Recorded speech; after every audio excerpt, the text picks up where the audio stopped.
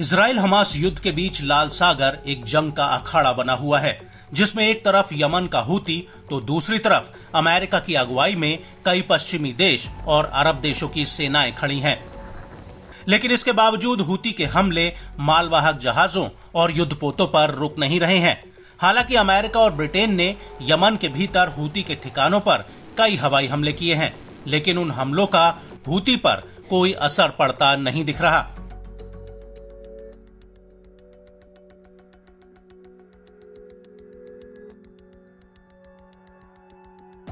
उल्टा लाल सागर में इस संघर्ष से नेटो देशों और अमेरिका की समुद्री ताकत की हवा निकल गई है।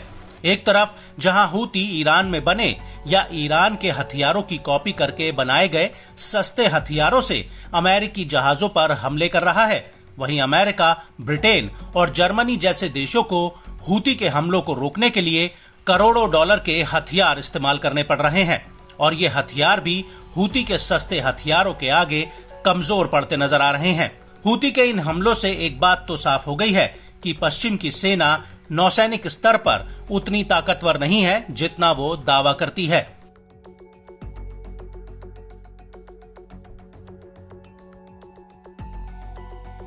हूती पश्चिमी देशों के जहाजों के खिलाफ सस्ते ड्रोन्स, मिसाइलें और रॉकेट्स का इस्तेमाल कर रहा है, जो सटीक टारगेट पर भी लग रहे हैं।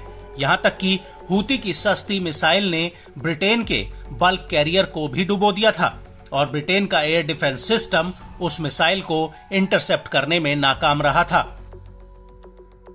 इसके अलावा हूती ने सीरिया और जॉर्डन के बॉर्डर पर अमेरिका के एक खुफिया सैन्य अड्डे पर भी बैलिस्टिक मिसाइल दागी थी, जो सटीक टारगेट पर लगी थी, जिसमें अमेरिकी सेना को भारी नुकसान हुआ था। वहीं हूती के इन हमलों का जवाब देने के लिए अमेरिका और उसकी सहयोगी सेनाएं RIM-116, RIM-66, RIM-174, RIM-162 और RIM-161 जैसे महंगे इंटरसेप्टर्स का इस्तेमाल कर रही है। बड़ी बात यह है कि प्रत्येक इंटरसेप्टर एक विशेष हथियार के लिए डिजाइन किया गया है। अमेरिकी रक्षा और सैन्य औद्योगिक विभाग के मुताबिक RIM-116 की कीमत $9 लाख से ऊपर है। RIM-66 की कीमत $21 लाख के करीब है। RIM-174 की कीमत $39 लाख के ऊपर है। RIM-162 की कीमत $20 लाख से ज्यादा है। RIM-161 ब्लॉक 1B की कीमत $96 लाख से कहीं ज्यादा है। RIM-161 ब्लॉक 2A की कीमत $2 करोड़ 80 लाख के आसपास है। लेकिन हूती के खिलाफ इतने महंगे हथियार इस्तेमाल करने के बावजूद पश्चिम के हथियार अपने टारगेट को भेदने में कई बार विफल रहे हैं। यहां तक कि लाल सागर में जर्मनी के हेसन फ्रिगेट युद्धपोत ने हूती के ड्रोन की गलत पहचान करते हुए 2 मिसाइलें फायर की थीं, जो उल्टा अमेरिका के $42 करोड़ के एक MQ-9 रीपर ड्रोन के पास करीब करीब फटने वाली थी। जर्मनी के युद्धपोत ने अमेरिका के इस ड्रोन पर 2 SM-2S मिसाइलें फायर की थी।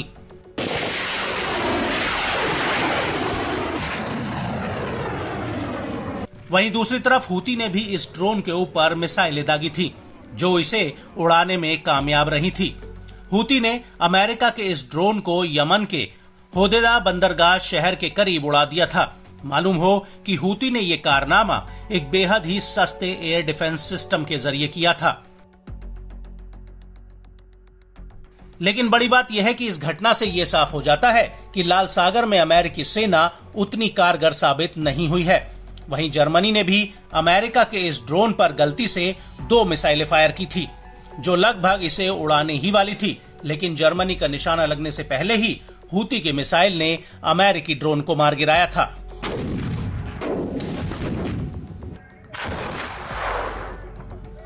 आपको बता दें कि हूती के पास ईरानी एयर डिफेंस सिस्टम की कॉपी करके बनाए गए सकार 2 और 358 जमीन से हवा में मार करने वाला एयर डिफेंस सिस्टम है। हूती का सकार 2 एयर डिफेंस सिस्टम आसानी से कहीं भी ले जाया जा सकता है और इसे धीमी गति से चलने वाले टारगेट पर भी करीब से दागा जा सकता है।